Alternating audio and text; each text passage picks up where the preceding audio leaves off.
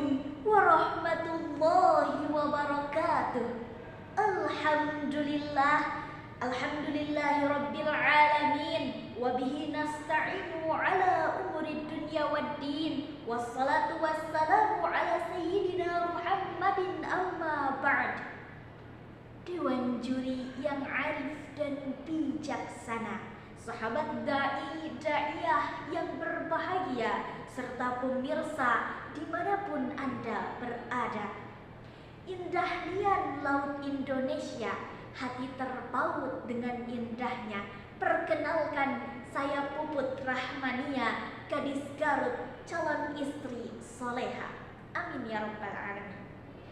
Pemirsa rahimakumullah, M. Nasir Tamara, seorang jurnalis Nusantara yang karyanya menyebar luas hingga ke Eropa, mengungkapkan bahwasannya Indonesia, sebagian besar umat di dalamnya masih terkerangkeng dalam kemiskinan kultural yang akut, yakni model kemiskinan yang dilatar belakangi oleh ketidakmauan belajar dan bekerja keras, serta ditinggalkannya nilai-nilai agama.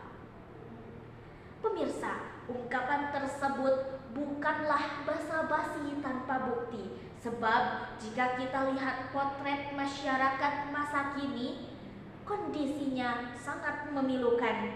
Dikutip dari ragam situs berita, sepanjang Januari hingga April 2024, KPAI telah mencatat lebih dari 50 kasus kekerasan terhadap anak. Terdapat ribuan tindak kejahatan, puluhan kasus pelecehan, hingga ratusan kasus pembunuhan dan bunuh diri. Sungguh informasi yang sangat menyayat hati. Sebagai insan beriman, terlebih sebagai generasi muda, kita sangat resah dengan kondisi ini. Oleh karena itu, dalam kesempatan ini izinkan saya untuk menyampaikan uraian menjadi pemuda ideal, berperan aktif pada kondisi zaman dengan berlandaskan Al-Quran.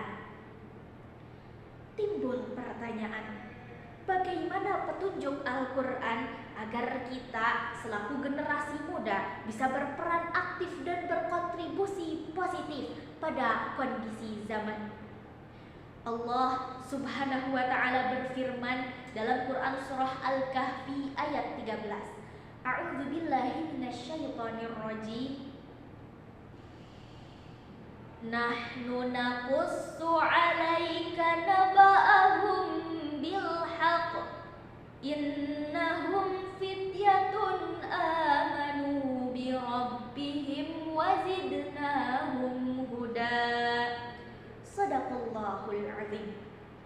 Profesor Dr. Quraisy Shihab dalam tafsirnya Al-Misbah menafsirkan ayat ini bahwa kami menceritakan kisah yang benar. Sesungguhnya mereka adalah pemuda-pemuda yang beriman kepada Tuhan mereka dengan keimanan yang benar. Sedangkan mereka hidup dalam masyarakat dan penguasa yang menindas.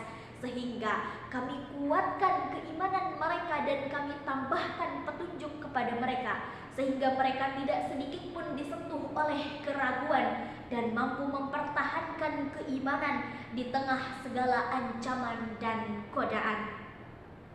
Pemirsa, dari ayat tersebut jelas bahwa petunjuk pertama dari Al-Quran, jadilah pemuda yang beriman, maka Allah akan tambahkan petunjuknya. Lalu yang kedua, jadilah pemuda yang kuat, sebagaimana firman Allah dalam Quran surah An-Nisa ayat 9. A'udzu billahi minasyaitonir rajim. Wal yakhshal ladzina law taraku min khalfihim dzurriyyatan dhi'afan khafu 'alaihim falyattaqullaha wal yaqulu qawlan sadida. Shadaqallahul azim. Pemirsa, mafhum mukhalafah dari kandungan ayat tersebut ialah sebagai instruksi Allah kepada orang beriman agar meninggalkan generasi yang kuat dan hebat, bukan generasi anak mama, fisiknya lemah, otaknya payah, akhlaknya sayyi'ah.